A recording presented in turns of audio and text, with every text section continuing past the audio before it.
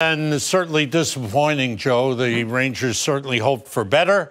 Coming into this qualifying round, Carolina has taken it away from them, and Carolina's top players have outplayed the Rangers' top players. I think that's a good point, Sam. I think the other point is that when you look at both teams, Carolina has had contributions from just about everyone in the lineup, where the Rangers haven't yet. And a lot of that has to do with experience, too. When you watch them play, now you know why they got to the conference final last year. And because most of these players, 16 of them, played in that conference final. They got a few new players, but they've got the experience. They understand what playoffs are about.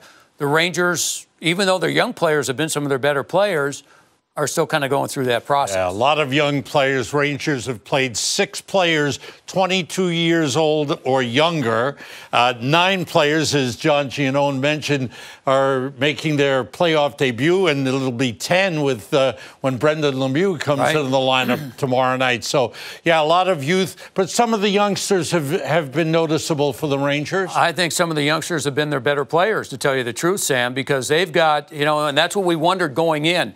This is going to be an experience for Kakko and Hedel and many of those young players without any experience. And it's different. The question is, who gets better in the big games? Who plays better? When you see players play better in the playoffs than they do in the regular season, especially when they're young, now you've got something. Fox was better today because he found a little bit more room. Hedel, I think, has played both games. To me, he's played well.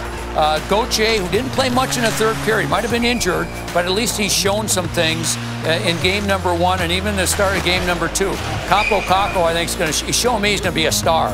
He has not been intimidated by this at all. He's pushed back. He's fought hard. He wants the puck. He wants to make plays. When you have players like that, when the game's on the line and games are more important than the regular season, and you start noticing them more than you did in the regular season, then you got something. And Kaapo Kakko is going to be a star. Not to put the total onus on Henrik Lundqvist. You win as a team, you lose as a team. I think we're going to see a goaltending change tomorrow. Even if Shesterkin is not ready physically, I think we might see Alexander Georgiev. Well, I don't know, but I agree with Steve. The first two goals, you have to stop them. I mean, generally, if you allow one bad goal in the playoffs, you lose. But and in particular against this team, you fall behind against them, and they can skate, and they're aggressive, but they know how to defend. And when you fall behind by a couple of goals, it's just difficult to come back and win. And Henrik Lundqvist wasn't good enough for sure on those first 2.